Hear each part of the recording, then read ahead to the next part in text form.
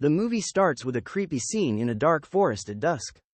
A car slowly makes its way along a narrow road surrounded by thick trees, while its passengers listen to a live broadcast about the recent discovery of an asteroid that could destroy Earth.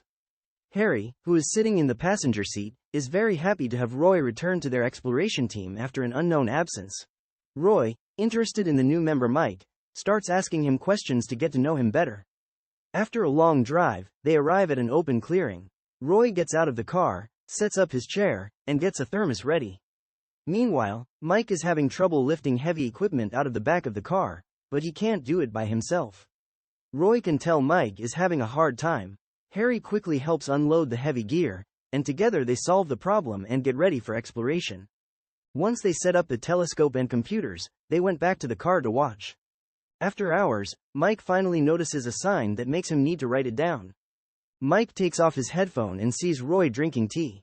He asks Roy for some. Roy, on the other hand, tells Mike that it's his last cup without saying a word, and his face turns gloomy. Roy leaves the car, leaving Mike to think about what he did while Roy gives him a resentful feeling. Mike wants to know more from Harry because he thinks he may have done something wrong.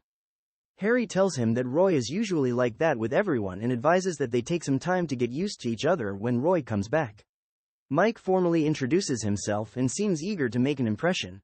He enthusiastically talks about his amazing project, involving recording radio frequencies created by celestial objects detected in space by the computer. He thinks that by sharing his passion and the importance of his work, he can connect with Roy and intrigue his interest. He goes into more detail about the idea of capturing and analyzing wave transmissions, explaining how this new technology let them make visuals of celestial objects, even the whole universe. Mike knows that his invention has the potential to make space study much more advanced, but he also knows that it still needs a lot of work before it can fully function.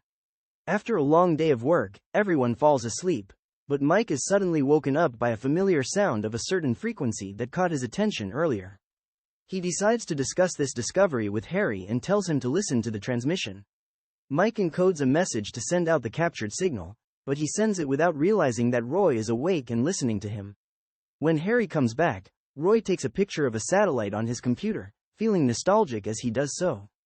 While watching, the satellite fades for a few seconds and then reappears, leaving Roy confused. He tells Harry what happened, but Harry doesn't believe him, which makes Roy angry.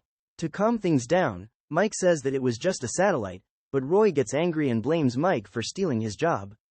When Roy gets out of the car, Mike asks Harry about Roy's words. Harry says that Roy built the satellite they saw called Goodman. He says that he met Roy while they were working on the satellite project and thought Roy was a great engineer. But right before the deadline for their project, Mike's business bought Roy's office, which led to Roy's firing. This made him think of their past together. When Roy gets back to the car, he apologizes to Mike and offers him a cup of tea. A few hours later, Mike is again woken up by an audio transmission. When he listens carefully, he realizes that the message he sent earlier is being sent back to him. He is confused, so he lets Harry and Roy hear the message, but they think it was just a glitch in the system or equipment. Roy, however, notices that the recording of the message is longer than what Mike sent, which the mysterious transmission Mike is calling about is thought to be a waterhole signal with a clear and peaceful tumble sound. He calls his office and asks a coworker to check the frequency of the transmission. The person at the office tells Mike that they haven't received any signal and ends the call immediately. Roy and Harry put their antennas in place and spread out as Mike had told them to. Using the car antenna and the two handheld antennas, Harry and Roy set up 3 sectors to receive the transmissions, which made the signal stronger. As everyone expands the triangle formed by their antennas, the transmissions get clearer in time. When Mike tells them to stop and stay where they are, all of a sudden the frequency sound becomes very clear, unlike anything they've ever heard before. This is because the antenna is perfectly placed at the point of strongest signal. While Harry and Roy are back in the car, Mike's computer starts acting strangely, which causes the power to drop out. When Roy and Harry come back, Mike tries to restart his computer but finds that the recording he made is gone, which means they lost all of their hard work. Mike gets out of the car to get some fresh air because he is upset about lost every progress he had made. Roy approaches him and gives words of support and understanding, having been through the pain of having one's work taken away. Roy then tells Mike that if they are the only ones receiving the signal, it is their job to make sure everyone hears it, because it could mean actual contact with an alien being having an earnest conversation. Mike explains that Roy was fired by the same company that had also Harry's unwavering support for Roy's idea. He understood how deeply they shared an experience. After Roy admits to doing bad things in the past, Mike tells him to treat his friendship with Harry with kindness and respect. Roy admits that months of avoiding contact have put a strain on their relationship and is thankful that Mike stepped in to help. Sincerely thanking you for making him understand how important it is to get back in touch with Harry, Roy promises to make things right. After talking to Mike, Roy finds out that Harry quit rather than be fired. Harry says that he strongly disagreed with how the company treated Roy badly and didn't say anything earlier to keep Roy from feeling too guilty.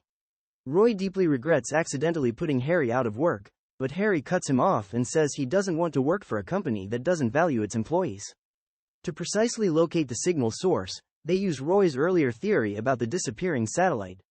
As it passes by, they pay close attention, observing how its signal crosses with the transmission they receive, making it temporarily disappear and then reappearing. Roy tells Mike that they should run his program again to see the sky map, even though Mike says it doesn't work proper. Roy insists, and they are shocked to find that the map works perfectly when they run the program. Roy tells them that what they're seeing is another object that the antennas picked up. They're eager to get a better look.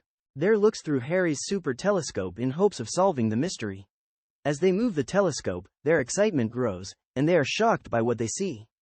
They realize that an enormous object spanning a huge area of space stands before them.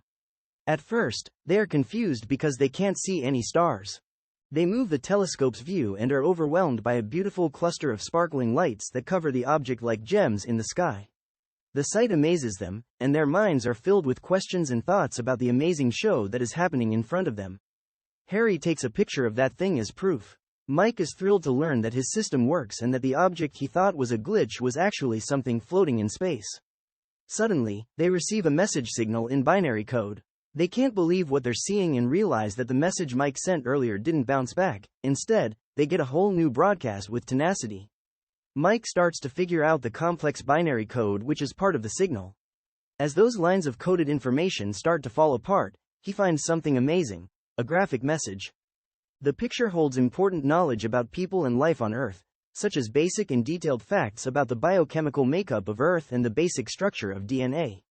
As the group carefully reads the translated message, they come up with a shocking discovery. When the cosmic origin of the DNA formula in the message is compared to the one humans know, a small but evident variations becomes clear.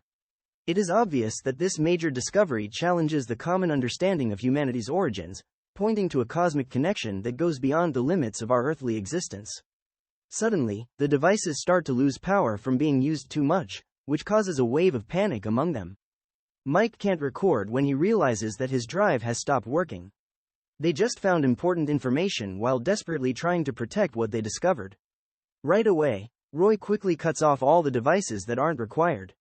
With only 18 minutes to get the files back before they're lost forever, the pressure in the air is evident as they hold on to the hope that their hard work will not be in vain. The group does not waste any time getting their gear together and heading to the station, which is their only source of power. Roy rushes to get to the station so the providers can get their data. The station's coworker gets called by Mike. Upon arrival at the station, they find Dave waiting for them with the batteries, and they were able to save the data just in time for when they finally come down from their intense exploration. Dave lets them know about a stunning discovery. A statement from the government confirms that tracking stations around the world have found a craft in low Earth orbit. In an excited moment, Mike shows Dave all the files they've collected, along with the binary code. Dave asks when they first picked up the signal as everyone announces the time. Dave's face lights up with surprise and amazed as he tells them they've done something incredible. They were the first to make contact.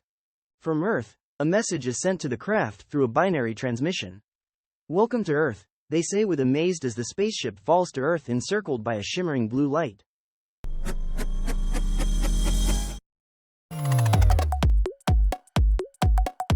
Thank you for coming, and don't forget to subscribe.